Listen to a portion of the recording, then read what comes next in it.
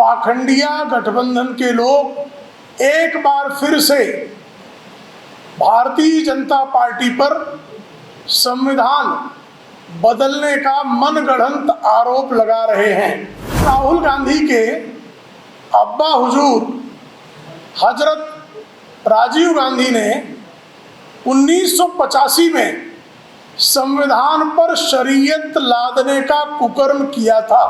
2014 में समाजवादी पार्टी के घोषणा पत्र में कहा गया कि वो अगर उनकी सरकार आई तो 14% आरक्षण मुसलमानों को देंगी। ये किस संविधान के हिसाब से देना आपने निश्चित किया था? दिल्ली के महिला आयोग की अध्यक्षा श्रीमती स्वाति मालीवाल को मुख्यमंत्री के आवास पर उनके निजी सचिव द्वारा पीटा जाता है। इंडियन अलायंस का एक भी घटक दल इस पर टिप्पणी नहीं करता।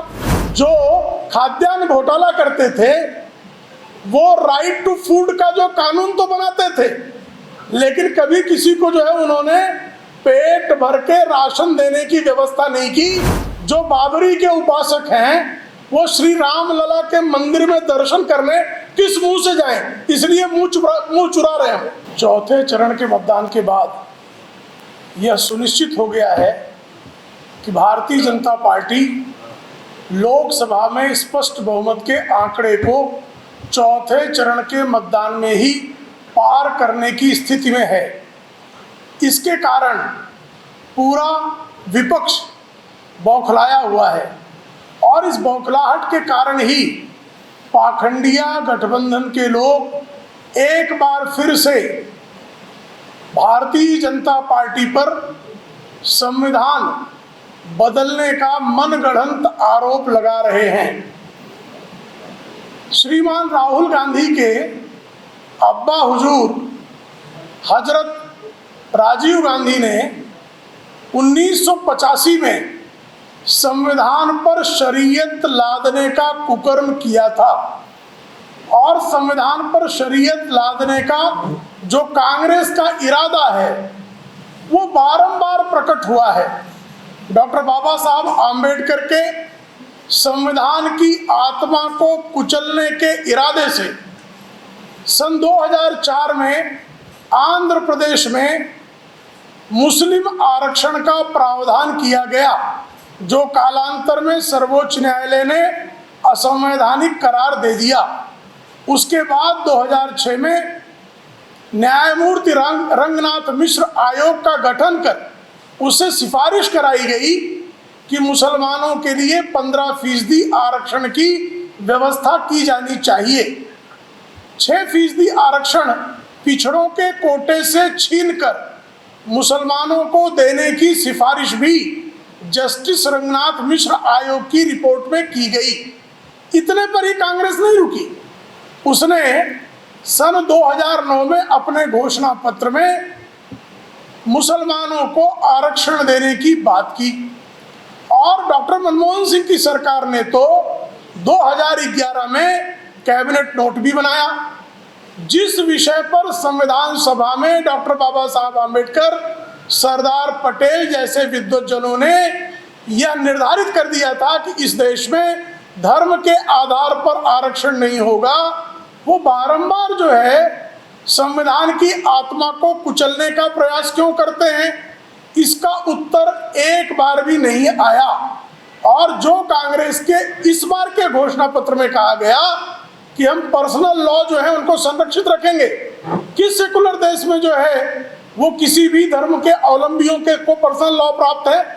तो ये साफ तौर पर संविधान पर शरीयत लादने का प्रयास कांग्रेस पार्टी कर रही है, जिसका जवाब राहुल गांधी के कारिंदे अध्यक्ष मल्लिकार्जुन खड़गे कभी नहीं देते।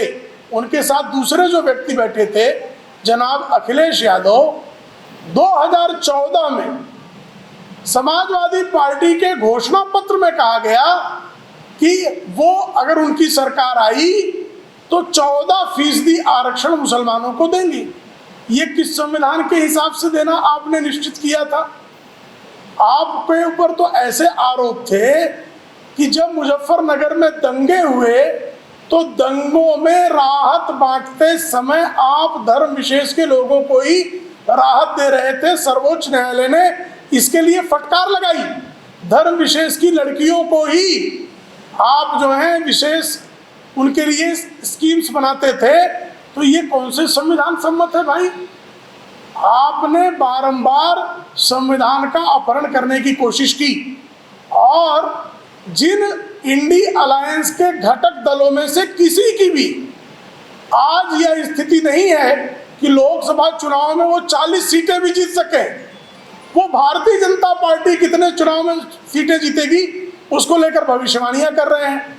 अपना तो ठिकाना नहीं है, दूसरों के बारे में टिप्पणियां हैं। यह साफ तौर पर दर्शाता है कि बौखलाहट का स्तर कितना ज्यादा है। और दिल्ली के महिला आयोग की अध्यक्षा श्रीमती स्वाति मालीवाल को मुख्यमंत्री के आवास पर उनके निजी सचिव द्वारा पीटा जाता है। इंडी अलायंस का एक भी घटक दल इस पर टिप्पणी नहीं करता। तो महिलाओं की सुरक्षा को लेकर आपकी चिंता कितनी खोखली है यह बेनकाब हुआ है। लगातार जो है इंडी अलायंस पराजय की हताशा के कारण कुंठा की शिकार है और आज वही कुंठा उनके पत्रकार वार्ता में साफ तौर पर देखी गई है। प्रश्न हो तो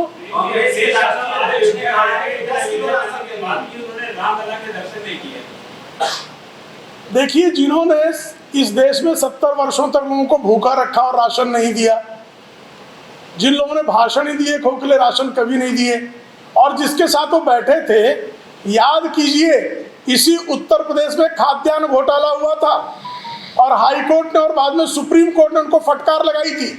जो खाद्यान्न घोटाला करते थे वो राइट टू फूड का जो कानून तो बनाते थे, लेकिन कभी किसी को जो है उन्होंने पेट भर के राशन देने की व्यवस्था नहीं की। आज जब मोदी जी ने राशन की व्यवस्था कर दी है, 80 करोड़ लोगों के घरों में राशन पहुंच रहा है, तब जब 5वां चरण आया है, चुनाव का 4 चरण मतदान हो चुका है, तब 5वें चरण में अचानक उनको याद आ रहा है।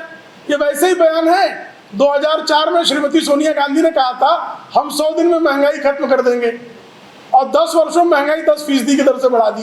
तो ये इनका जो है एक छलावा है और उनकी हार सुनिश्चित है, ये इसका संकेत भी है।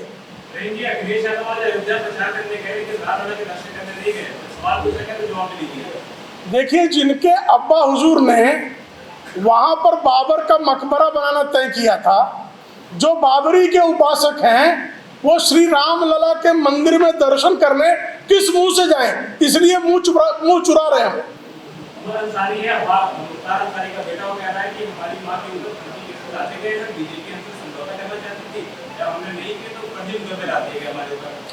देखिए, जो अपराधी हैं, माफिया हैं और जो अपने पिता की मौत को भी जो है वो झूठ का एक हथियार बनाते हैं, ऐसे झूठों के बयानों पर किसी प्रकार की टिप्पणी करना भी उनकी औकात बढ़ाना है।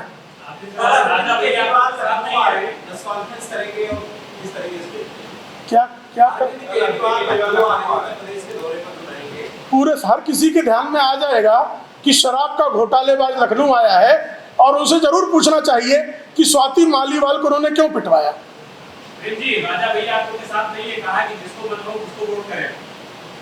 देखिए, हमारा एनडीए अलायंस बहुत बड़ा है और उस एनडीए अलायंस को जो है 400 पार सीटें मिलना सुनिश्चित है। हमारे साथ बहुत सारे राजा भी हैं और प्रजा तो है ही।